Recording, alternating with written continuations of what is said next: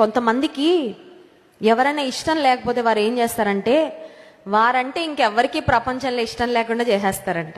ఏంటండి, వాళ్ళకి ఎవరైనా ఇష్టం లేకపోతే, వారికి ఎవరి మీద శత్రుత్వం ఉంటే, ఇంకా వాళ్ళంటే ప్రపంచంలో అందరికీ అసహ్యం వచ్చేలాగా చేయాలని అదొక ప్రాజెక్ట్గా పెట్టుకొని అందరికీ వెళ్ళి వారి గురించి చెడ్డ మాటలు చెప్తే ఎంత తప్పండి అది. బహుశా నీకు వారితో మనస్పర్ధలు వచ్చాయేమో, బహుశా నీకు వారితో అపార్థం ఏదో వచ్చిందేమో, నిన్ను బాధ పెట్టారేమో. బట్ దట్ డజంట్ మీన్ వాళ్ళు లోకం అంతటికి చెడు కాదు కదా. వాళ్ళ మంచి పేరుని పాడు చేయాలని దాన్ని ఎందుకు ప్రాజెక్ట్గా తీసుకుంటున్నావు? దేవుడు చెప్పిన మాట ఏంటి, ఒకవేళ వాళ్ళు నిజంగా నీకు శత్రువులుగా వ్యవహరిస్తే నీ శత్రువులను ప్రేమించుడి, నిన్ను హింసించు వారి కొరకు ప్రార్థన. దేవా వాళ్ళని మార్చయ్యా, వాళ్ళ తప్పు రియలైజ్ అయ్యేటట్లు చెయ్యి, సన్మార్గంలో నడిపించని చేయాలి, అంతే కదండి ప్రార్థన.